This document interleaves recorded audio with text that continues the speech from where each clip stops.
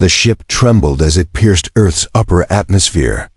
Inside, the alien researchers braced themselves, scanning instruments and reviewing protocols. They had prepared for Earth's ancient past forests, stone huts, maybe a few fires. But what they saw through the viewing window made them all go silent. Flames danced across the land like angry spirits. Metallic beasts roared in the sky. Explosions painted the ground red and black. And running through it all were humans screaming, bleeding, refusing to fall. Dr. Kirill adjusted the lens, eyes narrowing at the chaos below. "This isn't what our records showed," he said quietly. "The early humans were not supposed to have this kind of war capability yet." The team landed far from the thickest battle lines, hoping to observe from a distance. But the noise never stopped. The air smelled of smoke and blood. Before their camouflage could even engage, a human body slammed near their shuttle. He was young, barely adult by human standards, face covered in dirt and sweat. One arm was gone. But the boy looked at them, smiled, and said in broken English, "Don't be scared. You're safe now." Then he passed out. Dr. Kirill and his assistant Relta exchanged glances. This wasn't a soldier. He wore no armor. But something about his presence shook them. They had studied thousands of species. None would smile while dying. None would comfort strangers mid-battle. The boy's wounds were severe. Yet within hours he was awake, sitting up and asking about their safety. They couldn't explain how. He survived. His blood showed nanostructures his body had built on its own. Relta whispered, "They heal without tech. They adapt without labs." A distant boom shook the ground. Through the trees they saw more humans running. Not away but toward the fire. Some carried no weapons, just stretchers. One ran into flames to pull a stranger out. She came out burning, still smiling. Still running. Kirill's hands trembled as he recorded the scene. "What kind of species does this?" he asked. The team tried to hide deeper in the forest, but the humans kept finding them, not to attack but to help. An old woman brought them food. A teenager handed them a radio and said, "You don't sound like us, but you're still alive." That's what matters. That night, the researchers watched two humans argue. One wanted to give up. The other pulled a photo from his chest pocket and said, "We fight so they don't have to. That's it." That's the reason Kirill couldn't stop replaying the footage. There was no logic. The humans were outmatched, outnumbered, and exhausted. But they kept going. They cried, laughed, screamed, and bled sometimes all at once. Relta said softly, "I think they're not trying to win. I think they're trying to deserve to win." Suddenly, a flare shot up. Moments later, fire rained from the sky. The forest exploded into chaos. Kirill shouted for the team to fall back, but they were caught in the shockwave. His vision blurred. The last thing he saw was a human dragging him to cover. He woke up hours later in a small trench, covered by a human's coat. The human was gone. Blood covered the ground. No trace of the person who had saved him. Relta crouched nearby, shaking. "They're not what we thought," she whispered. "They don't follow survival logic. They create new logic on the fly." While dying, Kirill stared at the night sky. This wasn't just a research mission anymore. He had to know why they were like this. Why they kept rising when everything said they should fall. And somewhere deep in his core, a small fear began to grow. They moved at night, guided by the human-made compass one of the children had left behind. The alien team stayed low, hiding in the trees, avoiding drones and patrols. But they weren't afraid of being captured. They were afraid of understanding too much. Kirill's recorder had filled 3 memory drives already. Each file showed something stranger than the last. A soldier covering a grenade with his body to save others. A woman running through gunfire just to pull an injured enemy to safety. Acts that made no sense until you looked into their eyes. That morning, they found a burned village. buildings crushed, families scattered. But something unexpected happened as they stepped through the ash. A little girl, no older than 6, stepped out from the wreckage holding a cracked water bottle. She looked at Relta, eyes wide. "You're not from here, are you?" she asked softly. Relta froze. She couldn't speak Earth's languages fluently, but the girl didn't seem afraid. She held out the bottle and smiled. "You're thirsty. You can have this." Kirill crouched beside her, scanning her mind gently with a memory probe. What he saw made him stop breathing. This child had lost everything: parents, home, safety. But her strongest emotion wasn't fear. It was hope. They followed her to a nearby bunker. Inside, they found 20 more survivors. Dirty, bruised, hungry, but none of them begged. None of them cried. A teenager stood and said, "If you're here to help, we need medicine. If you're here to hide, take the back wall." "It's safest," Relta whispered. "They're not soldiers, but they're organized, focused." "How is this possible?" Kirill replied, "Because they don't wait for orders. They act. They decide in the moment. That's why we can't predict them." That night, as bombs fell in the distance, the aliens sat among the children. One boy was repairing a radio with broken wires and a pen spring. Another was drawing a map from memory. They were building their future inside a ruined shelter. A loud thud shook the earth. Someone above had found the bunker. Footsteps approached. Guns cocked. The survivors held their breath. Then came a voice, gruff, tired, and oddly calm. "Everyone stay where you are. This is Captain Roan of the 71st Human Infantry. We're here to evacuate civilians." Cheers erupted inside the bunker. Kids ran forward. One girl hugged the captain's legs before he even finished speaking. Kirill recorded the moment in silence. There was no fear, only relief. Only trust. The captain noticed the aliens almost immediately. His hand went to his sidearm, but stopped when he saw the girl holding Relta's hand. "You folks don't look local," he said carefully. "But anyone who protects our kids isn't my enemy." They rode out with the human soldiers in a half-destroyed truck. As they rolled through ruined streets, Kirill asked, "Why are you still fighting? You've lost so much." Captain Roan didn't hesitate. "Because there's still something to save. Because surrender doesn't mean peace. And because they would never stop if we did." Relta asked, "You risk your lives for strangers, even for us. Why?" The captain's face was hard, but his voice was soft. "Because we've been strangers too. And we know what it feels like to be forgotten." A sudden blast threw the truck sideways. They had driven into an ambush. Bullets tore through metal. Smoke blinded them. The captain roared orders, dragging wounded soldiers into cover. One grenade landed near the aliens, too close to escape. But a soldier saw it, and without a second thought, he jumped on it. The explosion shook the street. When the dust cleared, the aliens were alive. The soldier wasn't. His body had shielded them entirely. A thin trail of blood soaked into the concrete beside his helmet. A photo fluttered out of his chest pocket, a family picture. Kirill bent to pick it up. His hands trembled. "He didn't even know us," he said. The captain looked over, his voice breaking. He didn't have to. That night they reached another camp. Medical tents stretched across a ruined stadium. Hundreds of wounded lay on cots. Volunteers moved quickly, treating injuries and comforting the dying. No one looked away. No one gave up. Kirill uploaded more footage. Alien Command requested a live report. But Kirill didn't speak for hours. He just watched a woman hum a lullaby to a baby that wasn't hers. He watched a boy give up his only blanket for a stranger. He watched humans choose to care, even in the worst conditions.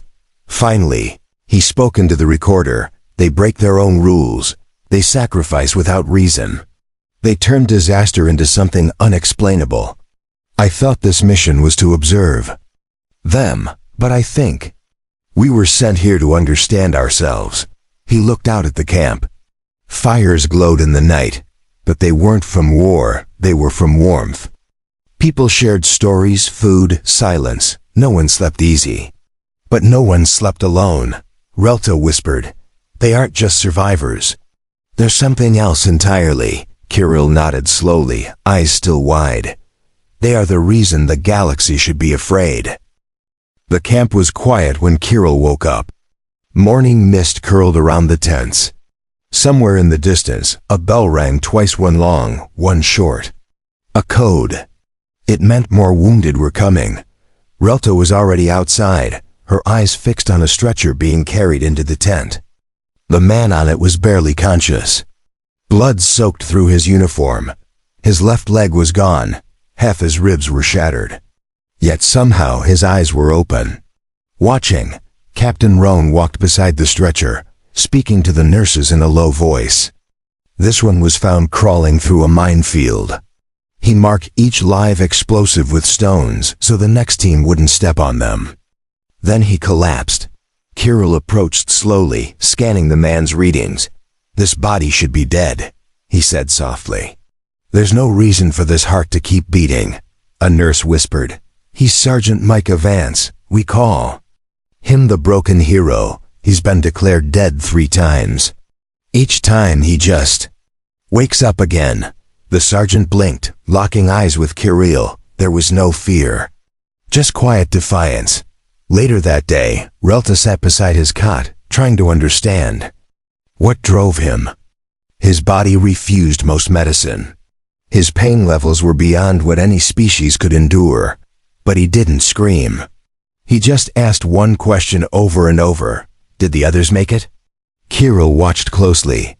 "He isn't afraid of dying," he said. "He's only afraid of failing someone else." By evening, the sergeant tried to stand. Against every medical warning, he pulled himself up, leaned against a wall, and took one step. Then another. Blood leaked from the bandages. His body trembled, but he smiled through the pain. A volunteer tried to stop him. "Sir, you can't even walk," Vance said. "There's a child out there waiting for me. She handed me her brother's compass before I left. Told me not to come back without him." "I have to go," Kirill whispered. He remembers a promise more than his own life. The next morning, a patrol needed volunteers. Vance insisted on joining. Captain Roan gave him a look of disbelief. "You're held together with tape and willpower. What can you do out there?" Vance replied, "What I've always done. Keep going until the job's done." Relta followed the patrol from above using a stealth drone. She watched as they entered a burned-out town filled with traps and ambushes. Vance walked slowly, dragging his injured leg, but never hesitating. He was the first to spot the sniper, the first to shield a younger soldier from fire, and the first to charge when the enemy broke from cover. When the team returned, 2 men were carried on stretchers. Vance walked beside them, leaning on a broken crutch. One nurse gasped when she saw him. "He's still bleeding. How is he still alive?" Kirill stood at the camp's edge, staring at the man. "He's running on something we can't measure. Something stronger than instinct. Stronger than logic." That night they spoke alone. Vance had heard whispers that the researchers weren't normal humans. He didn't seem surprised. He simply asked, "Are you here to judge us?" Kirill shook his head. "We were here too. Observe. Now. We're just trying to understand." Vance looked at the stars. "I don't know what your people are like. Maybe you live in peace. Maybe you never had to fight like this. But humans, we're born in fire. And we learn to carry it without letting it burn us down." Relta asked, "But why keep fighting when your body says stop?" He smiled faintly. "Because pain tells you you're still alive. And if you're still alive, you can help someone else. That's the only thing that matters." The next day, the aliens followed Vance to a collapsed school building. Trapped inside were 3 children and 1 injured medic. Vance crawled through concrete and rebar to reach them. He used his own armor to cover the children. Then, when the ceiling began to give, he held it up with what little strength he had left. One child reached out and touched his hand. "Why don't you let go?" Vance gritted his teeth. "Because you're still breathing." That's enough reason to keep going. The rescue team arrived just in time. The children were saved. The medic lived. But Vance was finally unconscious. His body too broken to move anymore. They carried him back, not knowing if he'd wake up again. That night, Kirill sent another report. This time, he added a personal note. "We found a soldier who had every reason to die. But he chose to live for others, not out of training, not out of orders, but from something buried deep in their kind. If this behavior is rare, it's already terrifying. But if it's common..." He stopped recording, staring at the sky. Then, "Humanity is far more dangerous than we ever imagined." Asterisk. Rain poured over the ruined city as the alien researchers followed a group of silent human scouts through broken streets. Each building looked like it had died in agony, windows shattered, walls leaning like tired giants. But inside one of the ruins, the humans stopped and pointed downward. "There's something here," the scout said. "It was sealed before the war started. We think it's one of the old prototype labs." Kirill adjusted his scanner, surprised by what he detected. Energy fields, genetic signals, deep encryption layers, all hidden beneath the surface. This wasn't a weapons cache. It was something older, more secret. The door was rusted shut, but the humans worked together like a single machine. No arguments, no wasted words. Within minutes, the entrance was open. The tunnel below was dark, filled with dust and silence. But the deeper they went, the clearer the markings became. Earth symbols, equations, and something more unusual, drawings of human brains, heart patterns, and strange emotional wave charts. Relta's eyes widened. "This isn't military," she whispered. "This is a behavioral lab." They were studying their own minds. In the main chamber, old screens flickered to life. Video files autoplayed, showing interviews of soldiers, survivors, and civilians. One clip showed a man talking calmly after losing his arm. "I don't fight because I hate. I fight because I remember what peace felt like. I want my kids to know that feeling again." Another video showed a woman who had led a group of civilians through a collapsed tunnel. She had been injured, starved, half blind. They needed a leader. "I just stepped forward. That's what humans do. We step forward when others fall back." Kirill's voice was quiet. "These people are not just fighters. They're trained by pain, refined by loss, and powered by something deeper." One human soldier opened a dusty locker at the edge of the lab. Inside was a single tablet, still running. Its screen glowed with hundreds of files labeled leadership triggers, group morale field tests, hope level simulations, and one called simply the speech. They tapped the last one. A video began to play. The scene showed a battlefield. Human troops were losing, overwhelmed. Then one man stood on a broken truck and shouted, "We are not machines. We are not numbers. We are human. And that means we bend, we break, but we do not stay down." "Not today," the soldiers screamed with him. And then, somehow, they turned the tide. The enemy fell back. The humans surged forward like a wave of fury wrapped in fire. Relta turned to Kirill, breath caught. "They can ignite each other with just words. They can turn despair into a weapon." The human scout nodded. "We don't win because we're stronger. We win because we refuse to lose. We train for pain." "But speeches, they remind us why we train." As they left the lab, an explosion rocked the city above. An emergency call came through. Enemy forces were pushing into a nearby civilian zone. The humans sprinted toward the sound. The aliens followed, struggling to keep up. What they saw next was madness. Civilians forming lines to help wounded soldiers. Children carrying supplies. A teacher writing down names of orphans to keep families together.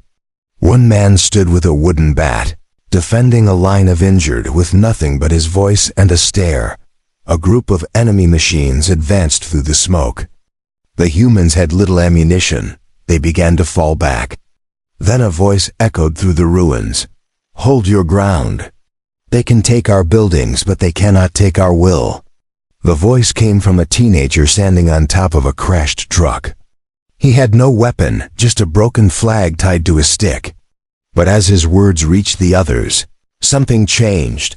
The line didn't fall down, it advanced. Together, Kirill recorded everything, stunned. "This isn't strategy, it's something else, a shared force. An invisible connection," Relta whispered. "It's not war. It's belief. And it spreads faster than fire." The enemy was pushed back. Not by superior firepower, but by pure human unity. Wounded fighters leaned on each other. Civilians became medics, strangers became leaders. And from the smoke, a chant rose, quiet at first, then loud enough to shake the walls. "We are still here. We are still here." Kirill sent another report. This one was short, no graphs, no data streams. Just one message. They should have collapsed long ago, but something keeps waking them up. Every loss makes them stronger. Every scar turns into strength. If this is what their past looks like, then their future cannot be allowed to spread. Relta said nothing. She only watched a small child saluting an old soldier with a bandaged eye. The child whispered, "I want to be like you someday." The soldier knelt and replied, "No, be better. Because that's what we fight for." Kirill looked at the sky. The mission was no longer about collecting samples or observing behavior. Now it was about finding out the final truth. What kind of species refuses to fall, even when their world is burning? Smoke still hung in the air as the alien team moved through the quiet city ruins. Kirill walked slower than usual. His recorder was off. He had stopped sending daily updates to command. Not because he lacked data, but because he didn't know how to explain what they had seen. Relta stayed close, her eyes scanning rooftops, but the danger wasn't outside anymore. It was inside them, growing with every human they met, every act of sacrifice they witnessed. The truth they carried was becoming too heavy. At the edge of the city, a soldier handed them a worn map. "There's one more place," he said. "We found it when digging through old command bunkers. Looks like a data vault. Might hold records from before the bombs fell." The entrance was deep underground, hidden beneath a collapsed metro station. The walls were scorched, but the lock still responded to human fingerprints. The soldier who came with them looked nervous. "Nobody's opened this place in years," he said. "We don't know what's inside." As the door slid open, cold air rushed out. Lights flickered, servers hummed back to life, and rows of terminals glowed with ancient records. Kirill stepped inside first, his hand shaking as he touched the nearest console. One file opened by itself, triggered by proximity. A title appeared, Project Remnant, Earth's Final Archive. Relta stepped beside him, breath caught. Final? Did they think they were going to lose? They played the first recording. A human commander stared into the camera, his face lined and tired. "If you're seeing this, it means Earth is either gone or survived without us. This is not a warning. This is a mirror. For anyone who wants to understand why we kept fighting." The screen showed flashes of the past pandemics, climate disasters, civil wars, alien invasions. Time after time, Earth had come close to collapse, but each time something pulled it back. Not governments, not weapons. Something deeper, hope. In another video, a young medic spoke to the camera. "I lost my parents in the first blast. My brother in the second. I've stitched wounds until my hands bled. But every time I hear someone say, 'We'll make it,' I believe them, even if I don't know why." Kirill watched in silence. Then he opened a folder marked The Threshold Protocol. Inside was a list of simulations, millions of them. Earth had modeled every possible outcome of their survival. In over 90% of scenarios, they failed. But in each failure, they found ways to adapt faster next time. The humans had prepared to lose. And still win after. Relta's hands trembled. This isn't just history. It's a survival blueprint. They've turned pain into data. Fear into fuel. One final file was locked behind a voice code. Kirill decrypted it slowly. A female voice played through the chamber. We recorded this on the day the skies turned red. Not because we gave up, but because we refused to be forgotten. To any species that finds this, you may have more power, you may have more time. But you will never have more reason to fight than us. The screen turned black. Kirill sat down, overwhelmed. They knew they might fall, so they left a warning, not to scare others, but to remind them that Earth never quits. Suddenly, one of the terminals lit up with red code. The system had detected movement nearby enemy scouts. The soldier with them looked up, fear in his eyes. They've tracked us. We have to go now. As they ran back through the tunnels, the sound of footsteps echoed behind them. Bullets slammed into walls. The soldier pushed Relta behind cover, returning fire with shaking hands. Then he shouted, "Take this," and tossed a small drive to Kirill. "The archive, that's everything. If I don't make it, get it to someone who will." He didn't make it. Back at the camp, Kirill and Relta sat in silence. The data drive was warm in his palm, but it felt like it burned. Not because of danger, but because of what it contained. A full record of Earth's struggle, not a story of victory, but a story of survival through every kind of loss. And the terrifying part was, it wasn't even rare. These stories were everywhere. Relta finally spoke. They've rewritten what it means to survive. It's not about strength. It's about choosing to stand again, even when it hurts. Kirill nodded. And now we carry that truth. If the Council sees this, everything will change. He opened his recorder and began the transmission. This time, there was no emotion in his voice. Only certainty. To the Galactic Council, we have completed our mission. The data collected is not just about human behavior. It is about human will. This archive holds more than memories. It holds proof that evolution took a different path on Earth. He paused, then added one more line. Whatever you decide next, understand that fear is no longer enough. Earth has passed the threshold. The transmission ended. Kirill and Relta stood beside the last campfire, watching the smoke drift into the sky. Around them, humans tended to the wounded, cleaned weapons, and handed out food. They didn't know what the aliens had seen. They didn't know what had been sent, and they didn't care. Because they were too busy surviving, a shuttle arrived at dawn to retrieve the research team. The humans helped them carry their equipment through the rubble. Captain Roan met them at the clearing, his arm in a sling, his eyes tired but warm. "Heading out?" he asked. Kirill nodded. "We've seen enough." The captain studied them for a long moment. "I don't know who you are or what you were looking for, but I hope you found it." Kirill looked back at the smoldering ruins and whispered, "We found more than we were ready for." The ship rose from Earth's past and disappeared into orbit. The moment it did, the atmosphere changed. Not the air, but the feeling. Kirill stared at the planet growing smaller through the viewport. Relta sat beside him, holding the archive drive tightly. "I wonder if the Council will believe it," she said softly. Kirill didn't answer, because he wasn't sure. What they had seen defied rules, logic, and even the history they had studied for decades. But it was real. Every act of defiance, every tear, every stubborn heartbeat, it was all real. When they reached the High Assembly, the Council chamber was full. Scientists, commanders, scholars, diplomats, all curious, all confident in their old view of humanity. Kirill stood before them and uploaded the archive without a word.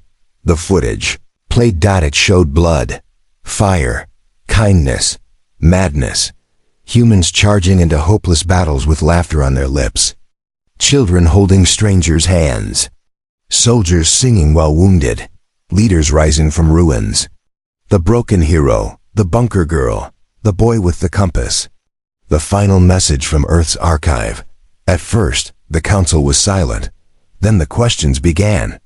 Why didn't they stop fighting? Why did they protect outsiders? How could they evolve like this under such pressure? One admiral stood and shouted, "If this is their past, what will their future become?" Another whispered, "They are not stable. They are too unpredictable." An old scholar closed her tablet and muttered, "They adapt faster than we can predict. Their strength is not physical, it's cultural. It's emotional, it's infectious." Panic spread like wildfire. Orders were proposed. Sanctions, isolation. Earth must never be allowed to join the galactic stage. Their people must never reach the stars. The archive must be sealed. But not all agreed. One younger counselor stood slowly and said, "We fear them because they reflect what we've forgotten. Struggle, purpose, unity without design. They don't wait to evolve, they choose to. If we hide this truth, we choose to remain weaker than them." The chamber froze. Kirill stepped forward, voice steady. "We didn't find a threat. We found a warning, but also a mirror. What you saw is not madness. It is potential. And it's coming whether we accept it or not." The final vote was held in silence. When the decision was announced, no one cheered. Earth was to be left alone. Observed but never contacted. They were no longer classified as a developing world. They were something new. Something undefined. A planet that did not evolve like the rest. A species that built hope out of horror. On the return ship, Relta looked out at the stars. "Do you think they'll ever reach us?" she asked. Kirill replied, "They already have. We carry them now in our minds, in our data, in our fear." Back on Earth, decades passed. Then centuries. The wars ended. The cities healed, but the spirit remained. One day, deep in the far reaches of the galaxy, a signal blinked onto the galactic network. It was weak, uncoded, but unmistakable. A voice speaking slowly, warmly, from a blue and green world. To anyone listening, we remember the silence. We remember being watched. We chose to rise anyway, if you're afraid of us, good. Because we were afraid of ourselves too, but we chose better. The message ended with a simple line. We're coming, not to conquer, but to connect. Some races panicked. Others prepared, but a few smiled, because deep down, they knew humanity was not the strongest species, not the smartest. Not the oldest, but they were the only ones who looked into the fire and kept walking forward, even when the stars tried to forget them.